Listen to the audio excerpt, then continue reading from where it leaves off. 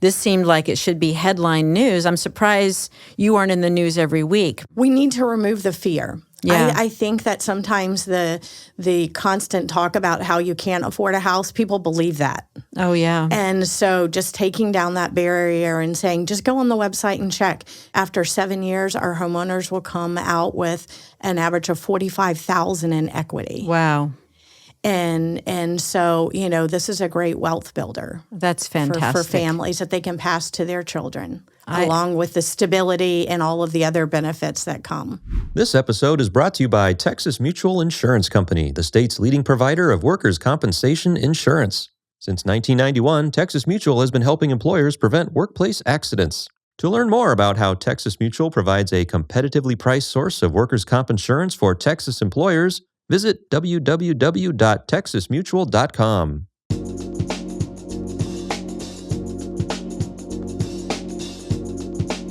Hello, everyone. Welcome to the Austin Hires Local podcast. My name is Tamara Atkinson, and I have the privilege of serving as the CEO of Workforce Solutions Capital Area, where we regularly invite leaders from our community and across the state to join us on the record to talk about issues impacting our workforce here in Austin. And today I have the honor of being joined by my newest friend, Michele Anderson, who serves as the CEO of Habitat for Humanity in Austin.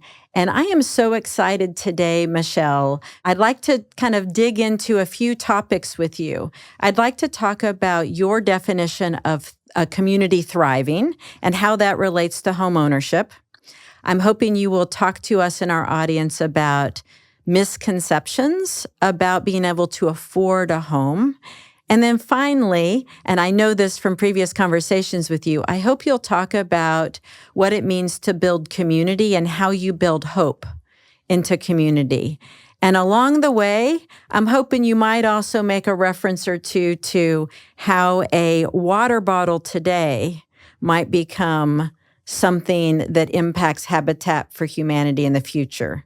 Are you game for this? I am ready. Let's do it. All right, let's jump in. Before we jump in, though, I do need to say to our audience, and I know you're so excited for the interview, we are going to take a beat on this podcast, take a few months, so you're not going to see releases for a while, but don't worry, we'll be back. And keep your input rolling in. We love to hear from you.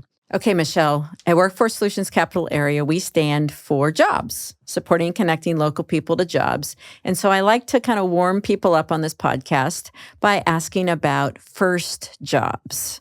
So tell me about your first job and what did you learn from it?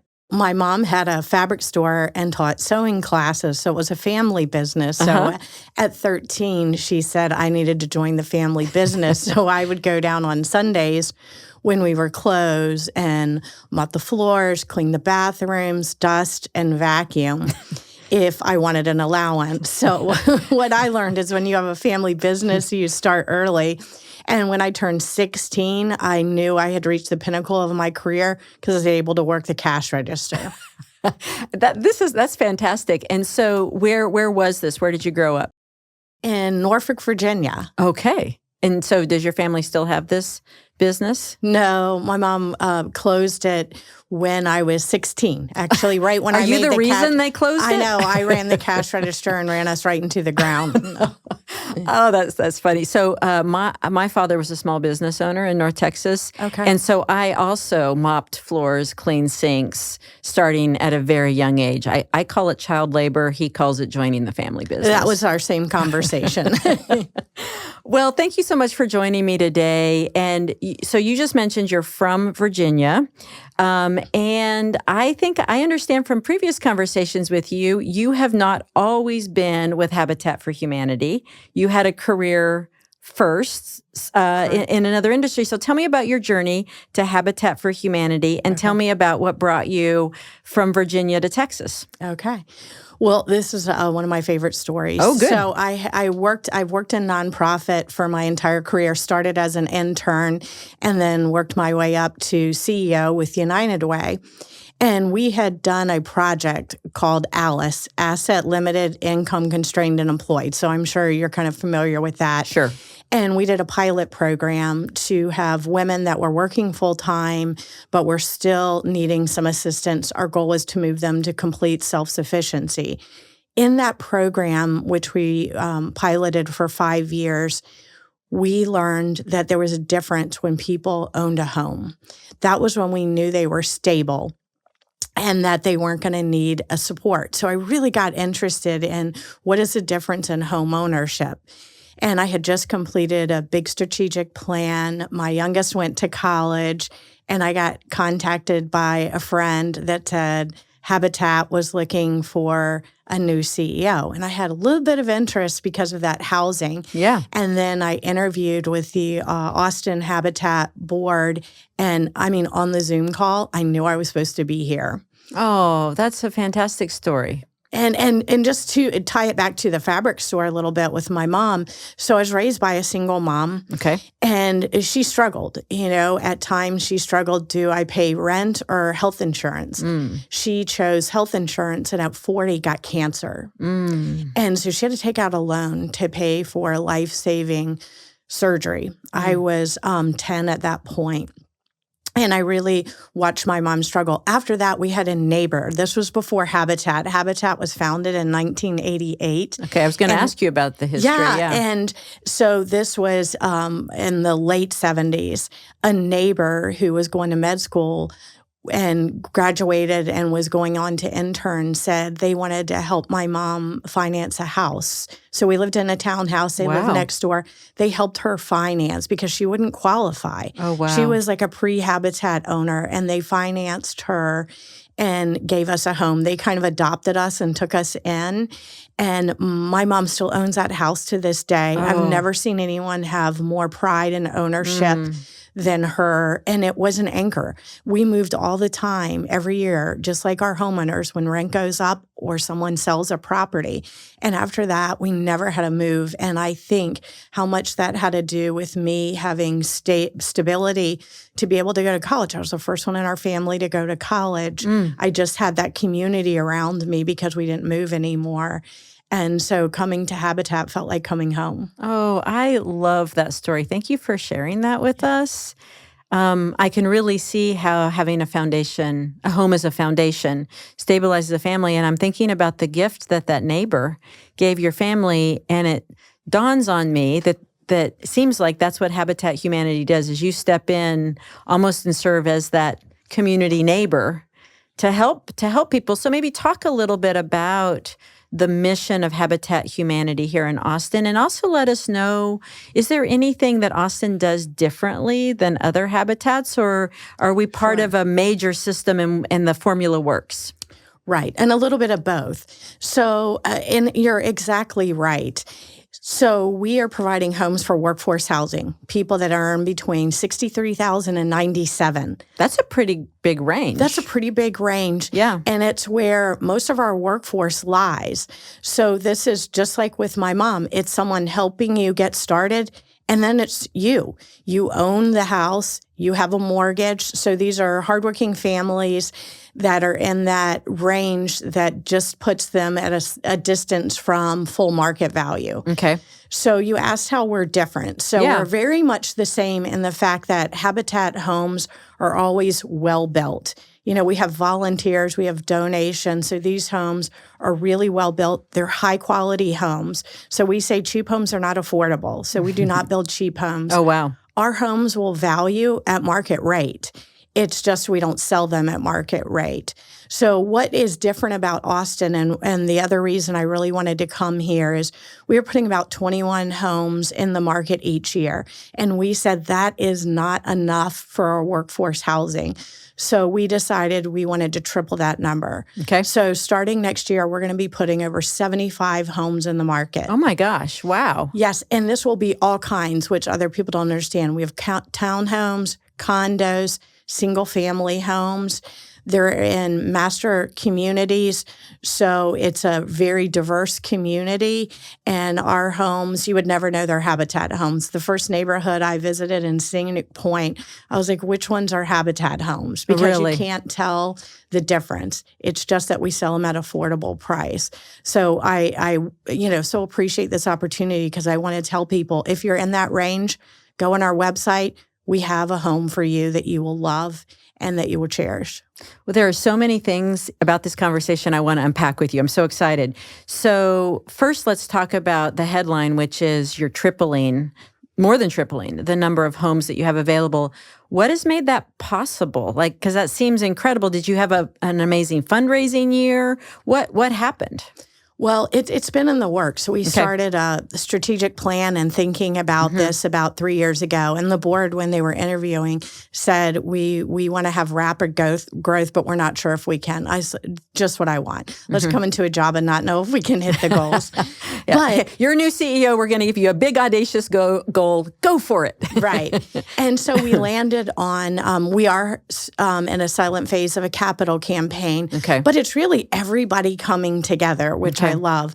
The city, the county, businesses. So you've got government in there, and then individuals that want to invest in affordable workforce housing. And I try to say workforce housing so people understand these are people that are working full time, just not able to hit that market house. So amazing, and congratulations. That's strong leadership. So kudos to you. So workforce housing, do you have a sense of what kind of jobs do these people have? Because I want to paint a picture of who we're talking about here. Right.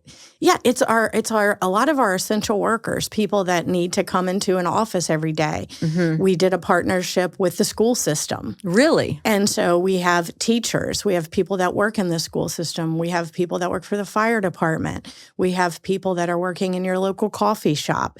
So it's people that we run into every day that, again, are working hard or just in that 63 up to 97 with the family, have an opportunity to buy a home. So it's our neighbors and our friends. I love that.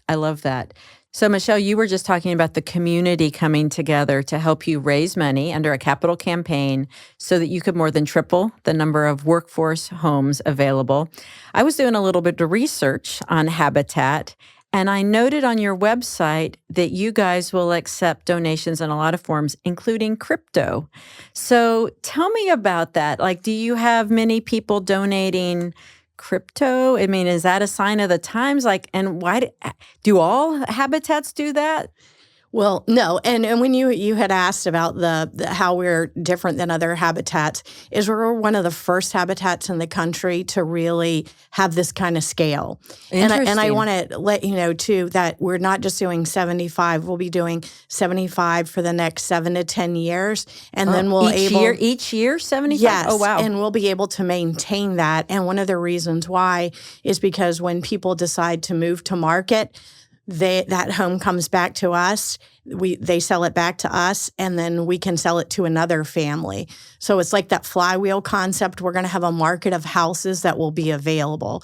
So that's part of the agreement that the family that gets the home makes. Right. They'll come out with equity to go to market, and then we will have the opportunity to keep that home affordable. So it's a great concept. But you asked about crypto. Yeah.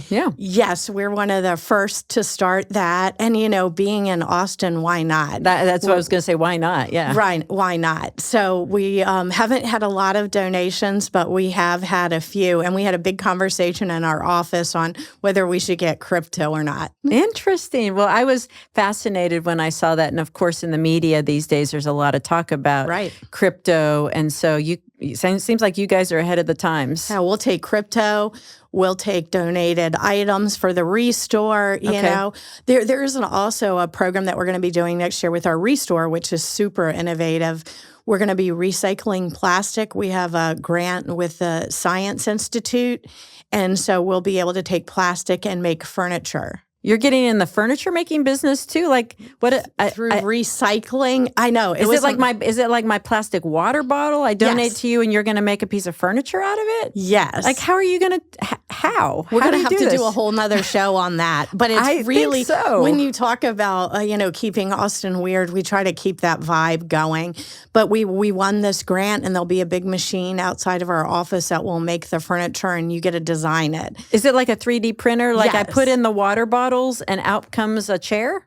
Yes. We don't have it Wow. yet, so all we have are designs. I got to see this when it comes I know, out. it does. Yeah. So we'll do it. But again, we are looking for any innovative way because the Restore profits go back into helping us build homes. So any way we can do that and then help the environment at the same time, we're always game. I love that. I also noticed in researching on your website that you offer other services, home-based services to people. So can you talk about, in addition to helping people actually get into a home, talk about the other services that you provide to clients? Right. Well, we do have Home Base, which is a sister organization, and that is where the builders build the affordable homes, and then we put clients in them and sell them for the developers. So a developer may build a complex, and they get incentivized to do 25 affordable homes. Then they'll partner with us, and we'll provide the clients. Interesting. Well, I love that. I also wanted to thank you because when I was looking on your website, I saw that you link people to Workforce Solutions Capital Area. Thank you very much for doing that. We love the partnership, and we love helping you with people getting jobs, keeping jobs, and getting childcare. Let's go back to the actual building of the homes. Okay. So I think I understand, but you correct me. Do the people who are going to be buying the homes, receiving the homes, do they actually help with building the homes? Yes. Okay. So Is it a requirement or an option? Well, what we do is we ask people to pay it forward. Okay. And so a good way to do that is through their time. So they work on the build site. They can also help in the restore. They can also, you mentioned childcare, babysit for neighbors. Really? So it's a way to give back. It's a way to give back. But we do like the homeowners to come on the site. And at first, almost everyone wants to, because how cool to build your own home. Yeah. But also just to learn all those skills for homeownership, because many of our homeowners are first generation homeowners. Sure. And so knowing how to do minor repairs and warranties and things like that are really important. Yeah. But my first build, I was building with someone and I started talking, surprise, and asking them where they were from, and they were the actual homeowner. And it was so meaningful. So we had a great afternoon building up at Scenic Point.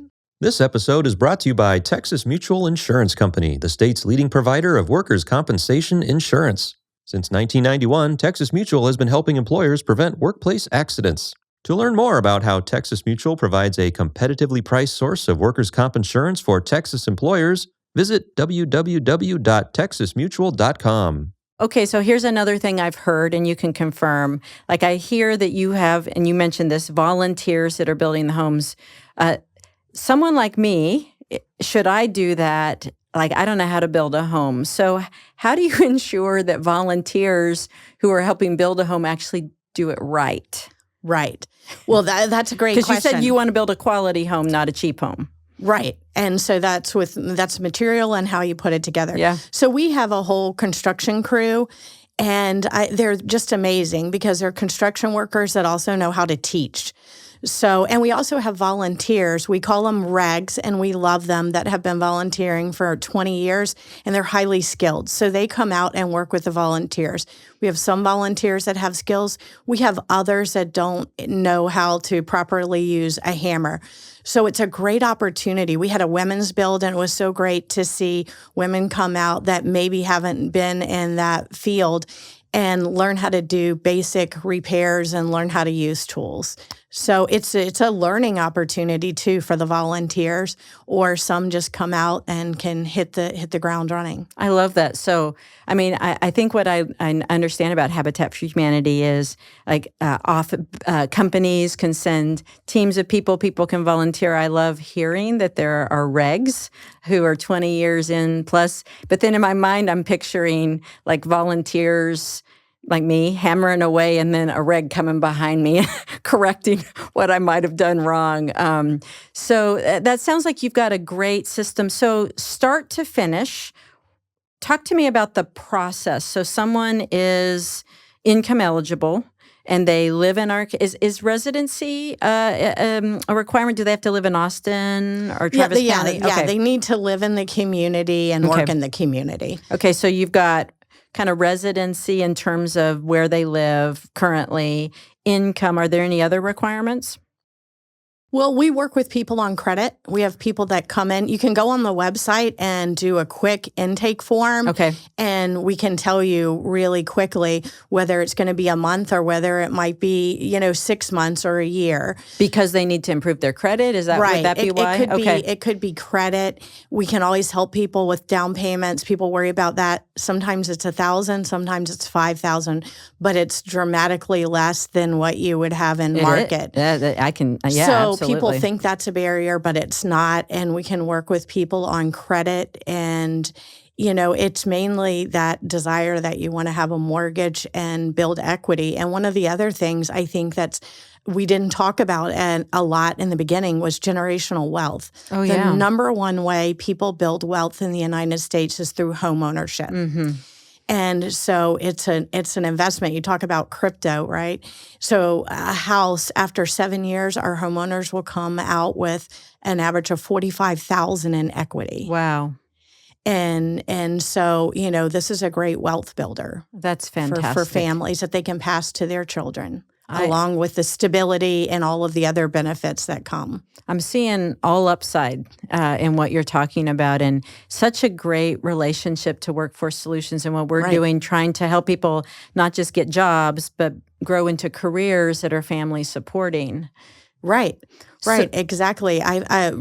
Careers and that workforce, and then a stable place to raise your family. You are thriving at that point. You are no longer struggling, and the worry is removed, which is, I think, something that's hard to measure, but that's so important for people to feel that sense of community and security that they're going to be able to provide for their family, not just tomorrow, but next year and in 10 years. I love that. So let's talk a little bit about the timeline. So for getting a home, so someone qualifies, and you said it could be a short amount of time or it could be multiple months.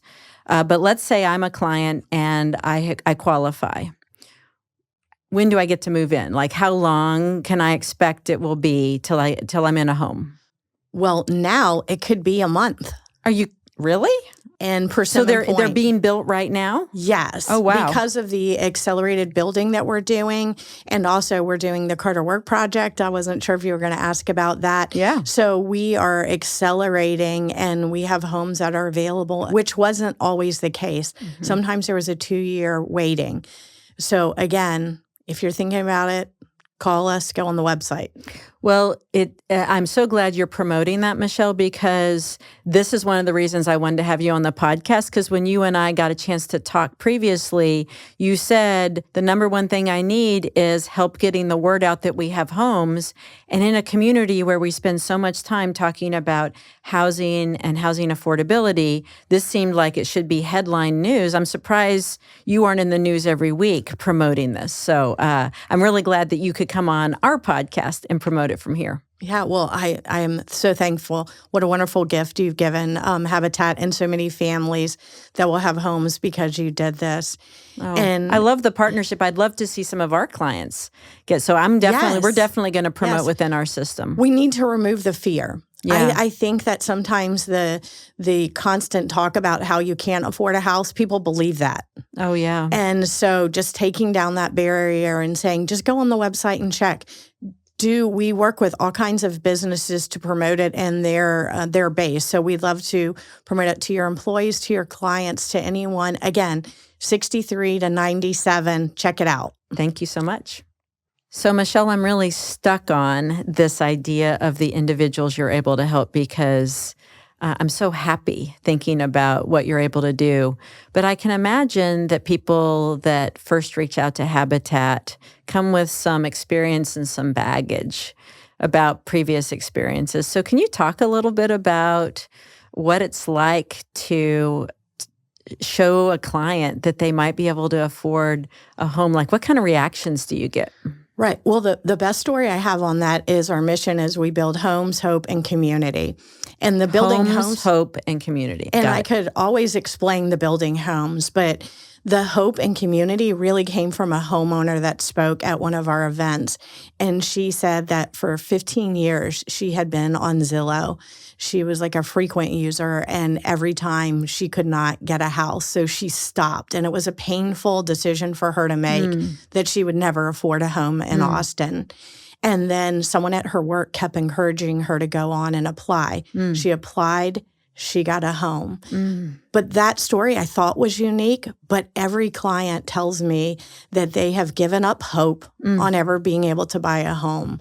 So I say, don't give up hope. Check it out. It's a couple minutes and that hope. And then she also explained community to me, because she said, now I can have coffee with a neighbor. Someone can water my plants when I'm gone. I mean, that it reminds me of my mom, that when you think you can't have something and then you get it, it's that more meaningful to you. Oh, I thank you for sharing that story.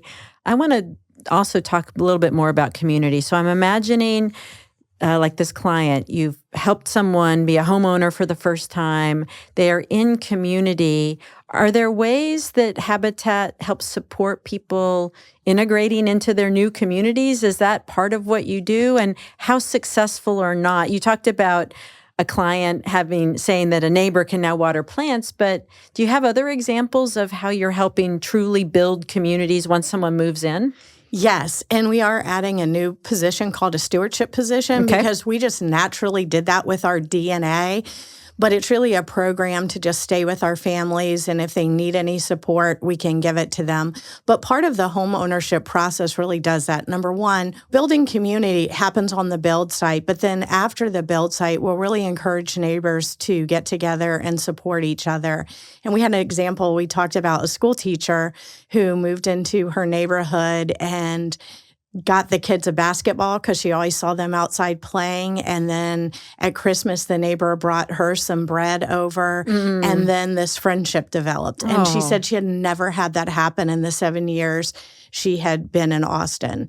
And so community just develops because you get to know each other, but we're happy to support that. But many times, the homeowners don't even need us for that aspect. They get into a home, they get in their community, and they're so excited, and that community spirit's in them, I think, because of the relationship on the builds and with community.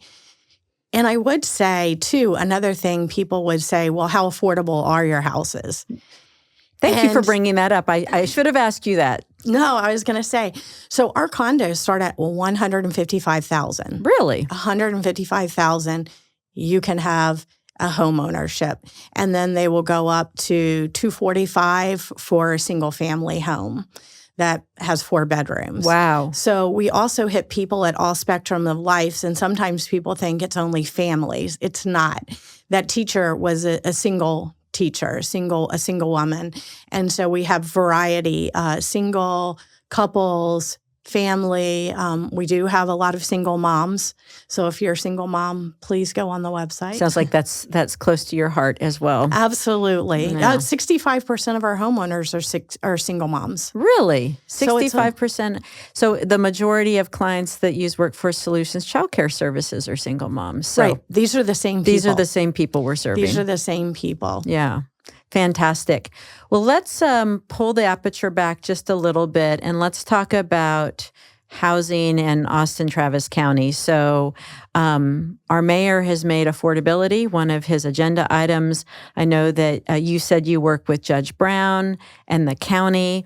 I'm wondering, when we look at what's happening in our community and the thousands of homes that we project that we need to serve everyone, how are you working with elected officials? How are you working with communities to ensure, broadly speaking, that there is more affordable housing, not just from Habitat, but across the community? Right. So we're in partnerships in all kinds of aspects. Well, that's how we met you, right? Because all of these childcare having a job, a career are all connected, transportation. So we are constantly in groups that cross-pollinate from transportation to education to careers. We are talking to city officials all the time about the need. And we are also talking with builders and encouraging builders to build affordable homes as they can. And are they to partner with receptive, us. by the way? I didn't mean to interrupt you, but I'm curious. Like, are builders receptive to that? They are. Interesting. You know, the builders want to fill that need, but they really need a partner because of the cost to build really makes it unaffordable. Okay. And so when we can partner together in the master communities and other areas, it allows builders to build more homes affordably, and it allows us to partner with them. And the city has really been a leader in helping make those connections and help encourage builders to build affordably. That's great. So you're a CEO of a nonprofit, so you get to brag. What is one thing that you are most proud of that the Habitat for Humanities here in Austin is doing that you think gives us bragging rights? Well, we are hosting the Carter Work Project in October of 25. Okay. What does that mean? So the Carter Work Project is the Super Bowl of Habitat. Okay. So we partner with Habitat International to build 25 homes in 1 week. 25 homes in 1 week. With wow. 800 volunteers on site a day. Oh my gosh. From Austin? About 70% of the people will be from Austin. 30% of the people will be international and from all across the country. So people are flying in just to be able to build homes for our residents. Right. And that's amazing. We applied and we won the bid to do the Carter Work Project here. And we are just really excited to do that. That was a lift for our team. And they soared, and the same with putting 75 homes in the market and making a commitment to do that for 7 to 10 years. We want to put 500 homes in the market, which was what we did in our first 38 years. So our team and our board and all the volunteers and you are what has made this possible. Wow. Thank you. Well, Austin is so lucky to have you in your leadership. I'm glad that you took that interview and came to Austin. So in closing, if you could talk to our audience, our podcast audience that's listening and watching this, what is one takeaway or one action you want people to know about related to Habitat for Humanity? One action would be go to our website and follow us on Facebook, on LinkedIn, because you will get all of this information and you'll see what we release, and share it. Share the fact that there are homes available and people can afford to get into these homes. Everywhere I go, when someone asks me, they're surprised. And we need less people to be surprised and more people to have homes. I love that. Well, thank you so much for spending time with us today. It's been such an honor, Michele, to get to talk to you on the record. Oh, thank you. Thanks for listening to Austin Hires Local, powered by Workforce Solutions Capital Area. To learn more about what you heard today, or to see what Workforce Solutions Capital Area can do for you, visit WFSCapitalArea.com. To stay updated on new episodes, subscribe to Austin Hires Local on your podcast app of choice. Until next time.